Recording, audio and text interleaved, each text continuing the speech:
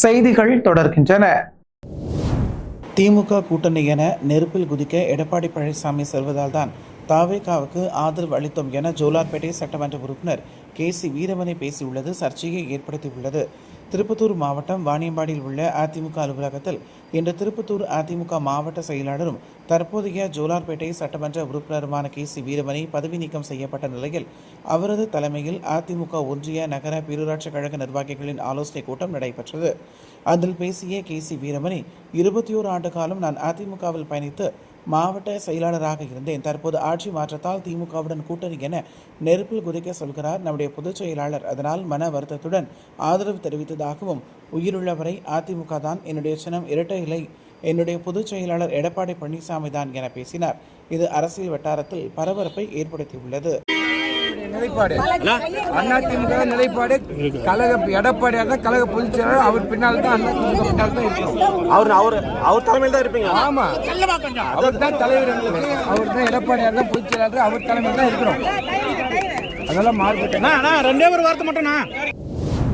கடலூர் மாவட்டத்தில் இருசக்கர வாகனத்தில் சென்றவர்கள் மீது இடி தாக்கியதில் ஒருவர் உயிரிழந்த நிலையில் 2 பேர் பலத்த காயமடைந்துள்ளனர். கடலூர் மாவட்டம் தேவனாப்பட்டினம் பெரியார் கலை மற்றும் அறிவியல் கல்லூரியில் மாணவர்கள் புதுப்பாளையத்தை சேர்ந்த ஹரிகரன், விஷால் மற்றும் ரவி ஆகிய மூவரும் வெள்ளி கடற்கரையில் செல்ஃபி எடுக்க இருசக்கர வாகனத்தில் சென்றுள்ளனர். அப்போது இடி மின்னலுடன் மழை பெய்ததால் கடற்கரையோரம் உள்ள மாசிமகம் நடக்கும் இடத்தில் மாணவர்கள் நின்று கொண்டிருந்தனர். அதில் ஹரிஹரன் மட்டும் தொலைபேசியில் பேசிக் கொண்டிருந்தார். அப்போது எதிர்பாராத விதமாக மின்னல் தாக்கியதில் தொலைபேசியில் பேசிக் கொண்டிருந்த ஹரிஹரன் நிகழ்விடத்திலேயே உயிரிழந்தார். விஷால் மற்றும் ரவி ஆகிய இருவரும் படுகாயம் அடைந்தனர். பின்னர் இதுகுறித்து தகவல் அறிந்து நிகழ்விடத்துக்கு சென்ற போலீசார் படுகாயமடைந்த இருவரை மீட்டு அரசு மருத்துவமனைக்கு சிகிச்சைக்காக அனுப்பி வைத்தனர். மேலும் இறந்த ஹரிஹரன் உடலை மீட்ட போலீசார் உடற்கூறு ஆய்வுக்காக அரசு மருத்துவமனைக்கு அனுப்பி வைத்து வழக்கு பதிவு செய்து விசாரணை நடத்தி வருகின்றனர். மழையின் போது செல்ஃபி முகத்தால் வெளியில் சென்ற மாணவர்கள் மீது இடி தாக்கியுள்ள சம்பவம் அப்பகுதியில் அதிர்ச்சியை ஏற்படுத்தியுள்ளது. பரபரப்பான அரசியல் சூழலில் நடைபெறும் முக்கிய நிகழ்வுகளை சிறப்பு செய்தியாக பார்க்கலாம்.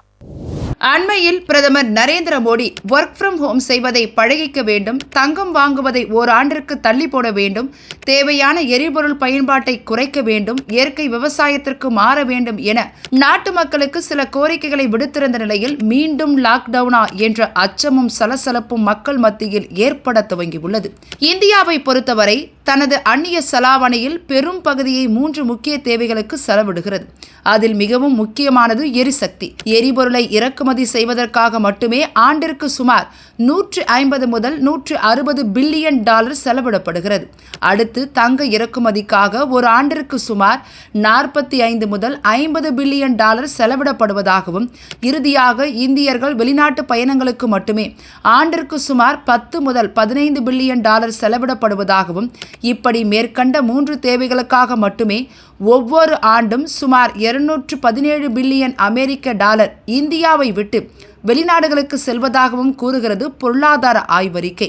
ஆகவே ஒர்க் ஃப்ரம் ஹோம் மற்றும் பொது போக்குவரத்தை பயன்படுத்துவதன் மூலம் கச்சா எண்ணெய் இறக்குமதியை குறைக்க முடியும் எனவும், இது சர்வதேச சந்தையில் கச்சா எண்ணெய் விலை உயரும் பொழுது இந்திய பொருளாதாரத்திற்கு ஒரு பாதுகாப்பு கவசமாக அமையும் எனவும் கூறும் பொருளாதார வல்லுநர்கள், எரிபொருள் சிக்கனத்தை கடைபிடித்து தங்கம் வாங்குவதை குறைத்தால் அந்நிய செலாவணி கையிருப்பு 691 பில்லியன் டாலருக்கு கீழ் குறையாமல் பாதுகாக்க முடியும் எனவும் கூறுகிறார்கள். அதேபோல இறக்குமதி செய்யப்படும் உரத்திற்காகவும் சில பில்லியன் டாலர் செலவாகும் நிலையில் இவை அனைத்தையும் மிச்சப்படுத்தி இந்திய பொருளாதாரத்தை வீழ்ச்சியிலிருந்து பாதுகாக்கவே பிரதமர் மோடி நாட்டு மக்களுக்கு சிக்கன கோரிக்கைகளை முன்வைத்துள்ளதாக கூறப்படுகிறது. இதுகுறித்து மக்கள் மத்தியில் விழிப்புணர்வை ஏற்படுத்துவதற்காக பிரதமரே தனது பாதுகாப்பு கான்வாய் வாகனங்களை பாதியாக குறைத்துள்ள நிலையில் பாஜக ஆளும் மாநிலங்களை சேர்ந்த முதலமைச்சர்களும் இதே போன்ற நடவடிக்கைகளை மேற்கொண்டு வருகின்றனர். ஆகவே தற்பொழுது ஈரான் அமெரிக்கா போர் காரணமாக எரிபொருட்களின் விலை பல மடங்கு அதிகரிக்கப் போகும் நிலையில் பிலிப்பைன்ஸ் நாட்டை போல ஒருவேளை எனர்ஜி லாக்டவுன் வந்தாலும் வரலாமே தவிர கோவிட் காலத்தை போல அச்சமூட்டும் லாக்டவுன் வருவதற்கு வாய்ப்பில்லை என்றே கூறப்படுகிறது. அதை மத்திய பெட்ரோலியத்துறை அமைச்சர் ஹர்தீப் சிங் பூரி வெளிப்படுத்தியுள்ள நிலையில் மத்திய நிதி அமைச்சரான நிர்மலா சீதாராமனும் லாக்டவுன் வதந்திகளை நம்ப வேண்டாம் என்றே கூறியுள்ளார். தமிழ்நாட்டின் பல்வேறு பகுதிகளில் நடைபெற்ற நிகழ்வுகளை உங்க ஊர் செய்திகள் பகுதியில் தற்போது சுருக்கமாக பார்க்கலாம். புதுக்கோட்டை மாவட்டம் அனதாங்கி அருகே உள்ள துரையரசபுரம் சிலம்பாவை கிராமத்தில் வசித்து வருபவர்கள் பெரியசாமி பொய்யாமுத்து தம்பதியர். இவர்களது மகன் திருமணமாகி வேறு ஊருக்கு சென்றுவிட்ட நிலையில் ஒரே மகனும் வெளிநாட்டில் பணியாற்றி வருகிறார். இந்நிலையில் விவசாய பணி காரணமாக பெரியசாமியும் அவரது மனைவியும் வயலுக்கு சென்றுவிட்டு மதியம் வீட்டிற்கு திரும்பிய போது வீட்டின் பின்பக்க கதவு உடைக்கப்பட்ட பீரோவில் இருந்த 36 பவுன் நகை மற்றும் 2 லட்சம் ரூபாய் ரொக்கம் திருடப்பட்டது தெரிய வந்தது. இதுகுறித்து உடனடியாக காவல்துறைக்கு தகவல் தெரிவிக்கப்பட்டதன் பேரில் அங்கு வந்த துணை கண்காணிப்பாளர் சார்ல்ஸ் மற்றும் ஆய்வாளர் செந்தில்குமார் ஆகியோர் நிகழ்விடத்துக்கு சென்று நேரில் விசாரணை நடத்தி குற்றவாளிகளை தேடி வருகின்றனர். வயதான முதியவர்கள் இல்லாத நிலையில் இந்த திருட்டு சம்பவம் அந்த பகுதியில் பெரும் அச்சத்தையும் பதற்றத்தையும் ஏற்படுத்தியுள்ளது. கடந்த ஆட்சியில் மகளிர் உரிமைத் தொகை பெண்களுக்கு மட்டும் வழங்கி வந்த நிலையில் திருநங்கைகளுக்கும் இந்த புதிய ஆட்சியில் உரிமைத் தொகையை வழங்க வேண்டும் எனவும் பேருந்தில் இலவசமாக செல்ல அரசாணை வழங்குமாறு அவர்கள் கோரிக்கை விடுத்துள்ளனர். இதுகுறித்து தென்சென்னை திருநங்கைகள் விழிகள் அமைப்பின் செயலாளர் துர்காஸ்ரீ செய்தியாளர்களை சந்தித்து பேசுகையில், கடந்த ஆட்சியில் பெண்களுக்கு மகளிர் உரிமைத் தொகை மாதம் 1000 ரூபாய் வழங்கப்பட்டு வந்ததாகவும் அதில் ஒரு சில திருநங்கைகளுக்கு மாதம் 1000 ரூபாய் வழங்கப்பட்டு வந்த நிலையில் பல திருநங்கைகளுக்கு அந்த தொகை கிடைக்கவில்லை என்றும் கூறினார்.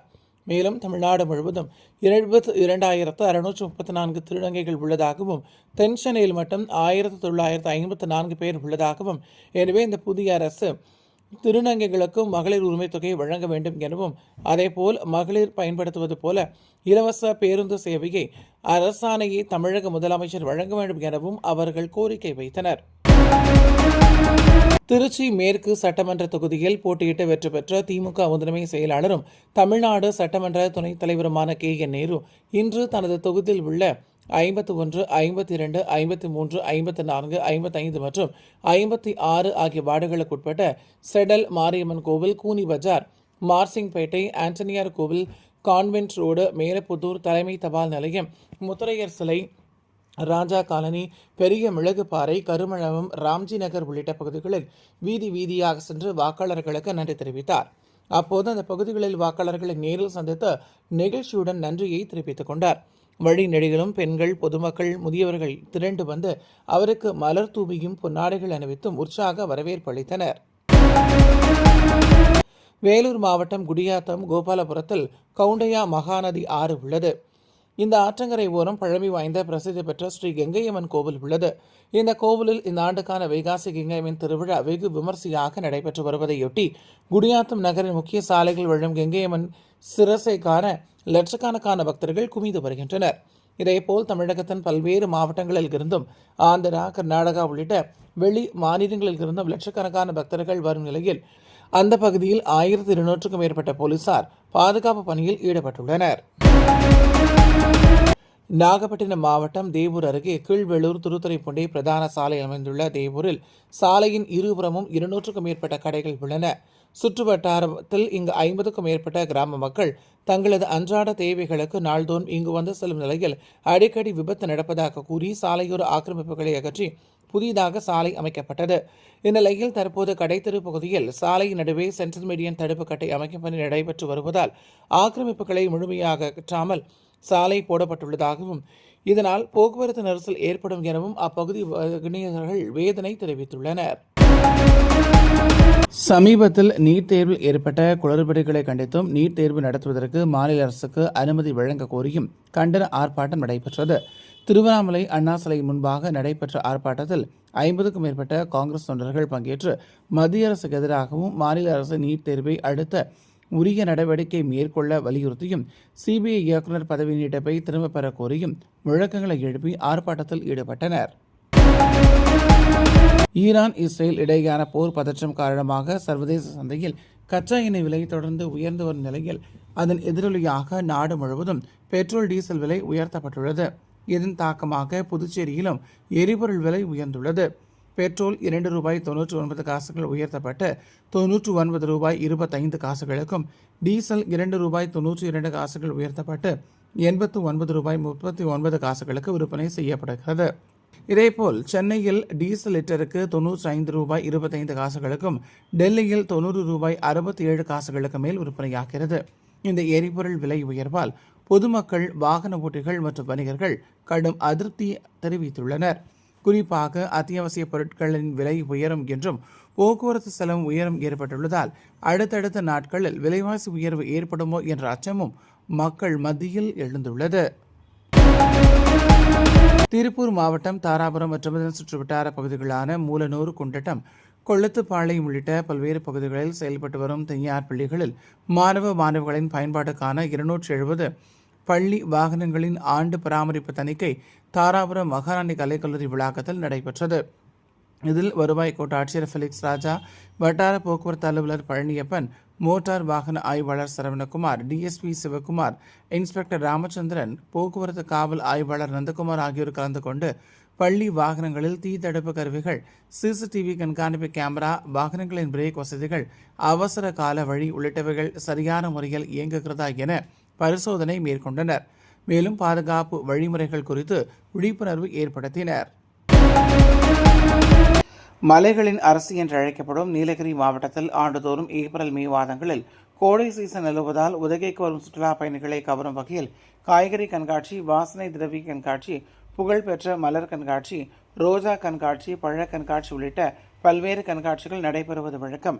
இந்த ஆண்டு சட்டமன்ற தேர்தல் காரணமாக கோடை விழாக்கள் தாமதமான நிலையில் கோடை விழாவின் முதல் நிகழ்ச்சியாக 21வது ரோஜா கண்காட்சியை மாவட்ட ஆட்சித்தலைவர் லட்சுமி பவ்யா தண்ணீரு தொடங்கி வைத்தார். அதில் சுமார் 1 லட்சம் சிகப்பு மற்றும் மஞ்சள் வண்ணங்களில் ரோஜா மலர்கள், கார்னிசன் உள்ளிட்ட மலர்களை கொண்டு 12 அடி உயரமும் 14 அடி அகலம் கொண்ட அன்னப்பறவை, ஹார்ன்பில் பறவை, கழுகு, Indian Paradise, fly catch, Malabar dragon பறவை உள்ளிட்ட 10க்கும் மேற்பட்ட வடிவங்களில் ரோஜா மலர்கள் காட்சிப்படுத்தப்பட்டுள்ளது.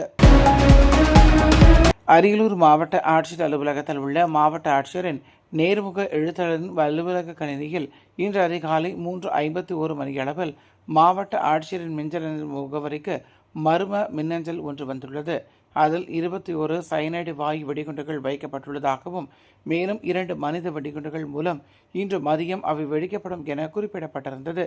அதை பார்த்து அதிர்ச்சியடைந்த நேர்முக எழுத்தர் அது குறித்து காவல்துறைக்கும் உயர் அதிகாரிகளுக்கும் தகவல் கொடுத்தார்.